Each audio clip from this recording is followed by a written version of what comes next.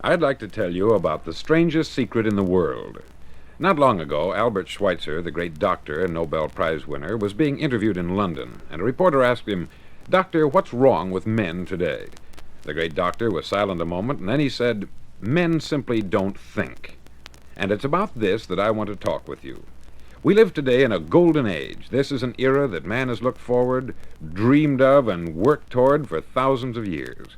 But since it's here, we pretty well take it for granted.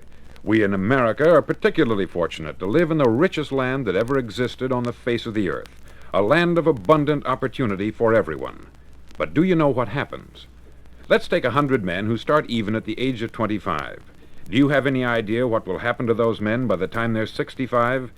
These 100 men who all start even at the age of 25 believe they're going to be successful. If you asked any one of these men if he wanted to be a success, he'd tell you that he did. And you'd notice that he was eager toward life, that there was a certain sparkle to his eye, an erectness to his carriage, and life seemed like a pretty interesting adventure to him. But by the time they're 65, 1 will be rich, 4 will be financially independent, 5 will still be working, 54 will be broke. Now think a moment. Out of the 100, only 5 make the grade. Why do so many fail? What has happened to the sparkle that was there when they were 25? What's become of the dreams, the hopes, the plans? And why is there such a large disparity between what these men intended to do and what they actually accomplished? When we say about 5% achieve success, we have to define success. And here's the definition. Success is the progressive realization of a worthy ideal. If a man is working toward a predetermined goal and knows where he's going, that man is a success. If he's not doing that, he's a failure. Success is the progressive realization of a worthy ideal. Rollo May, the distinguished psychiatrist, wrote a wonderful book called Man's Search for Himself. And in this book he says, the opposite of courage in our society is not cowardice, it is conformity. And there you have the trouble today. It's conformity. People acting like everyone else, without knowing why, without knowing where they're going. Now think of it. In America right now, there are over 14 million people 65 years of age and over, and about 13 million of these 14 million are broke. They're dependent on someone else for life's necessities. Now, we learn to read by the time we're 7. We learn to make a living by the time we're 25. Usually, by that time, we're not only making a living, we're supporting a family.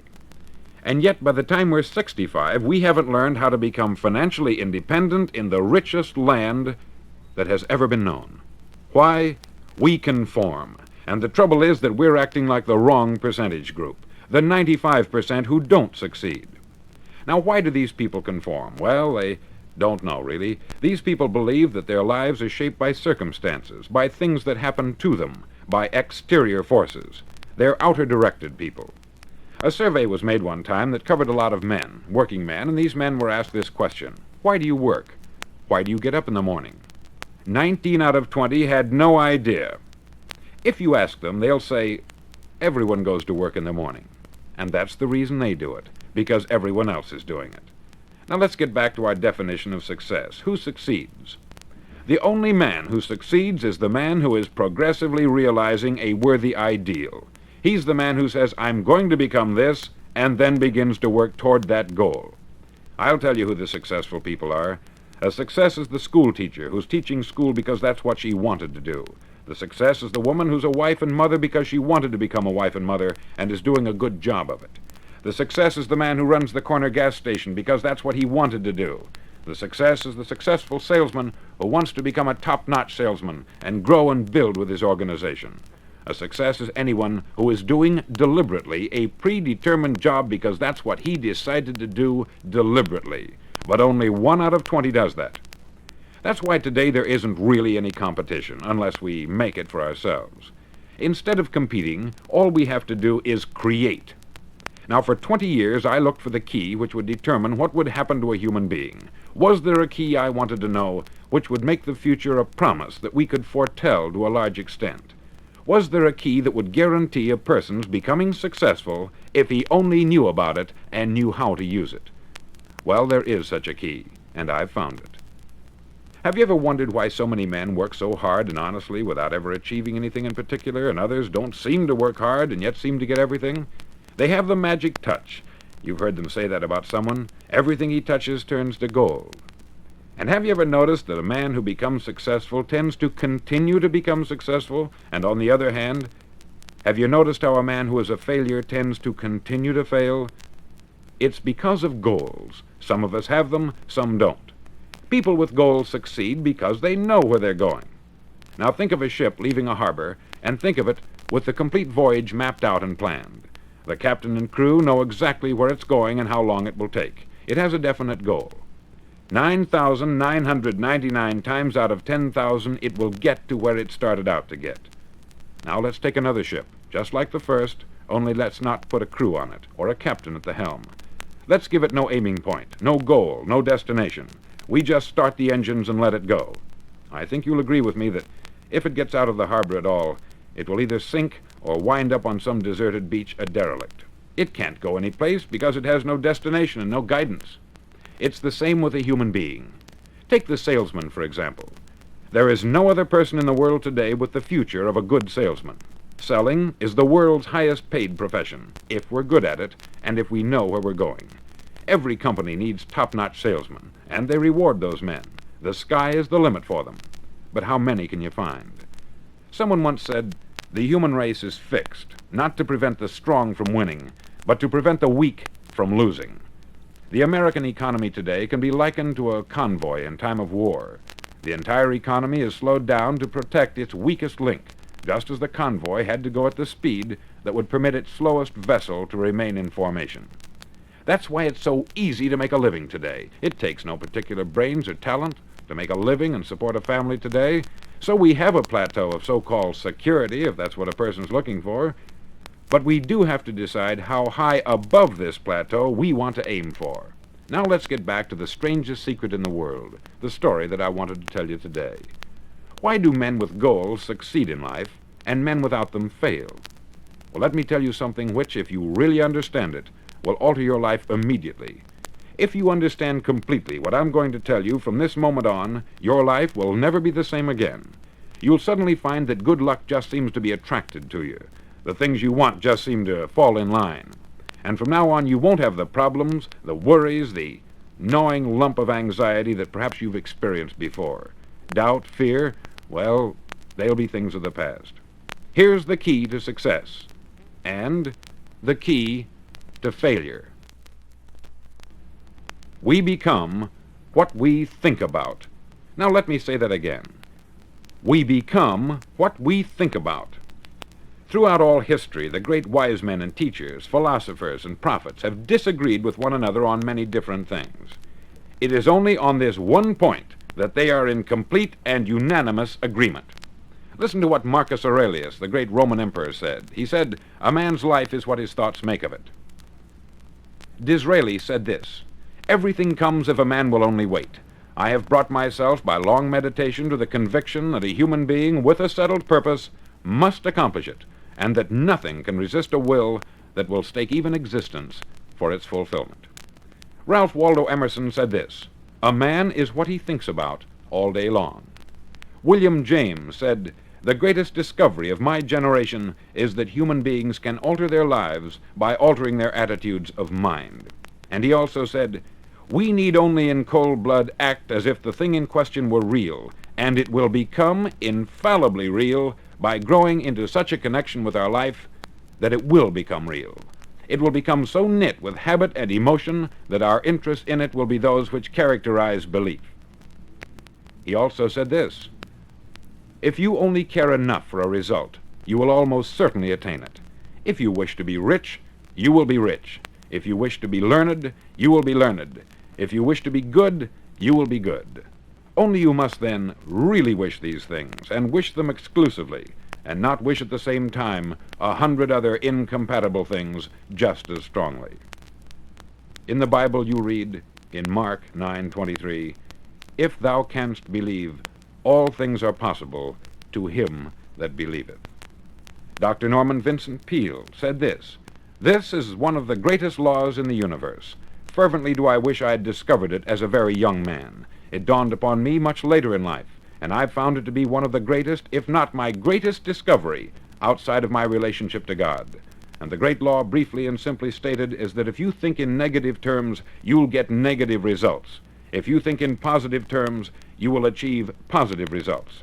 That is the simple fact which is at the basis of an astonishing law of prosperity and success. In 3 words, believe and succeed. William Shakespeare put it this way: our doubts are traitors, and make us lose the good we oft might win by fearing to attempt. George Bernard Shaw said, people are always blaming their circumstances for what they are.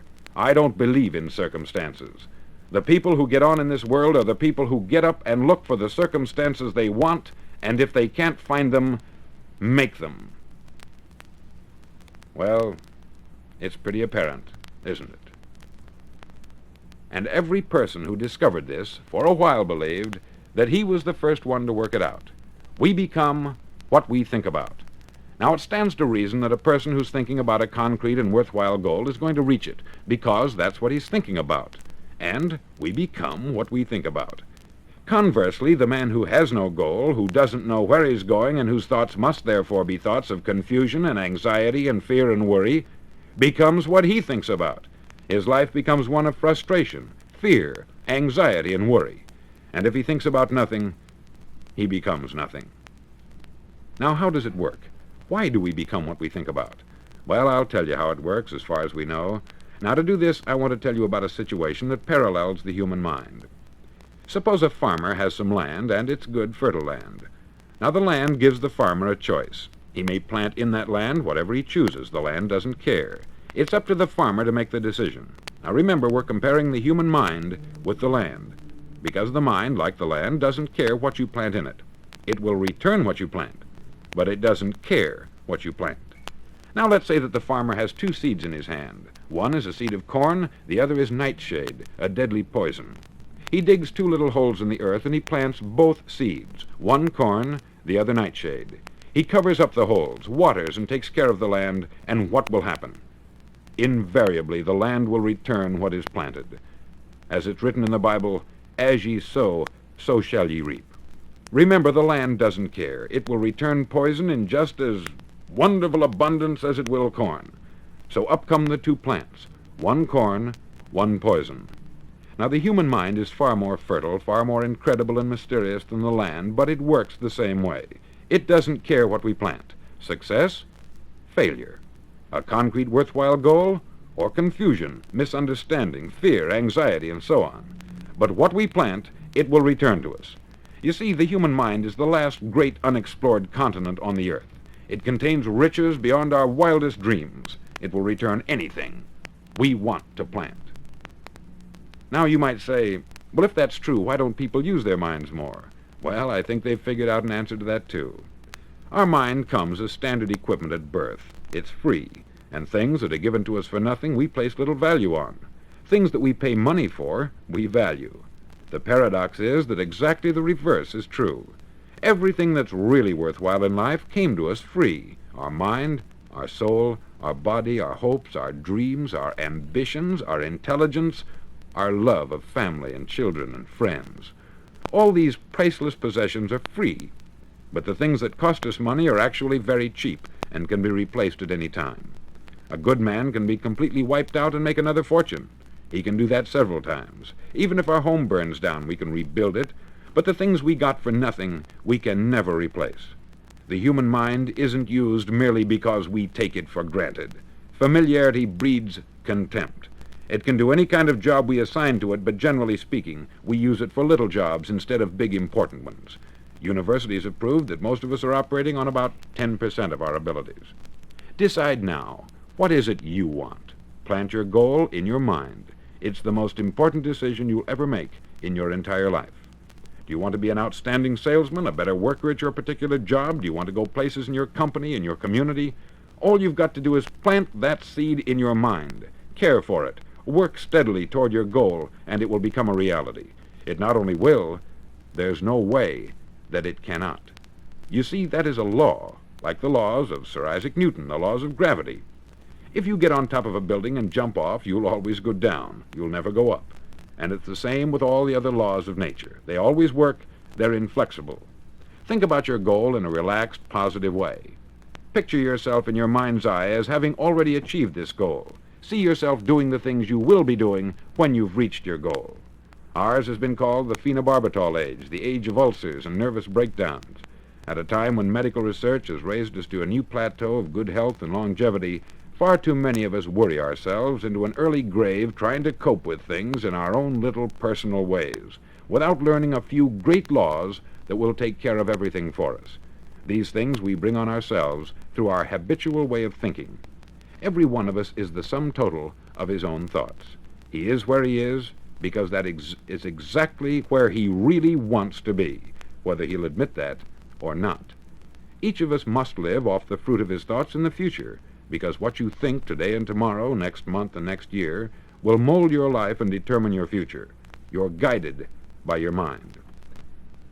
I remember one time I was driving through Arizona, and I saw one of those giant earth-moving machines roaring along the road at about 35 miles an hour with what looked like 20 tons of dirt in it, a tremendous, incredible machine, and there was a little man perched way up on top with the wheel in his hands guiding it.